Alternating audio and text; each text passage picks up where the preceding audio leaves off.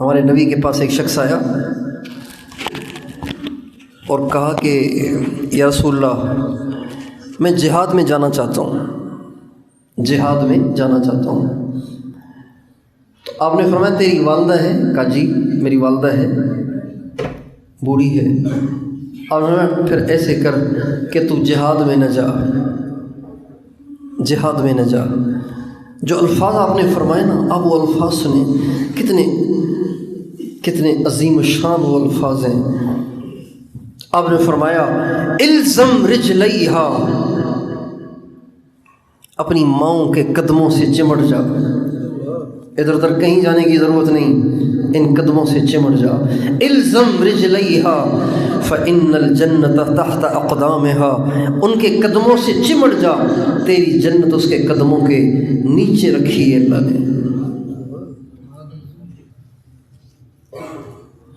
کتنے باپ ہیں جو اپنے بچوں سے ڈرتے ہیں، کتنی مائیں ہیں جو اپنے بچوں سے ڈرتی ہیں۔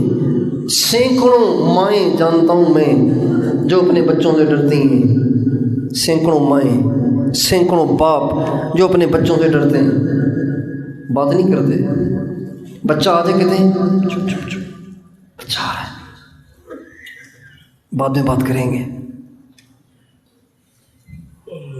اور کوئی شکایت کرتے ہیں، کہتے ہیں میرا نام نہیں لینا ورنہ پھر وہ میری بےزتی کرے گا، میرا نام نہیں لینا ورنہ پھر وہ مجھے گالیاں دے گا۔ کیوں یہ بچے ایسے کیوں ہو گئے؟ یہ اتنے باغی کیوں ہو گئے؟ یہ اتنے سر پہ کیوں چڑھ گئے؟ یہ اتنے بدتمیز کیوں ہو گئے؟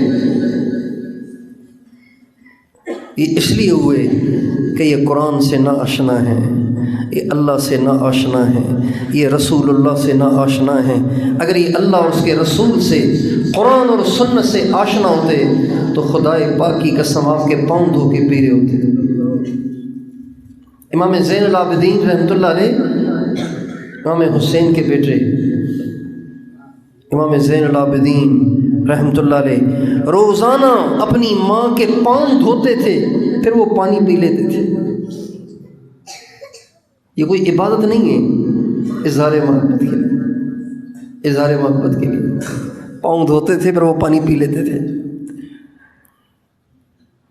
کبھی اپنی ماں کے ساتھ بیٹھ کے کھانا نہیں کھاتے تھے، کبھی اپنی ماں کے ساتھ بیٹھ کے کھانا نہیں کھاتے تھے۔ جب ماں کھانا کھا رہی ہوتی تھی تو دور بیٹھ کے ایسے جیسے غلام بیٹھا ہوتا ہے ایسے بیٹھے ہوتے تھے، اور ماں آواز دیتی تو دوڑ لگاتے تھے، جی امی غلام حاضر ہے۔ کسی نے پوچھا کہ آپ اپنی امی کے ساتھ بیٹھ کے کھانا کیوں نہیں کھاتے؟ تو فرماتے تھے ڈر لگتا ہے۔ کہ کس بات سے؟ کہ ڈر لگتا ہے اس بات سے کہ پلیٹ میں کوئی چیز امی کو پسند ہو رہی ہو اور امی کا دل اس طرف مائل ہو رہا ہو اور مجھے پتہ نہ چلے، میں اٹھا کے کھا لوں۔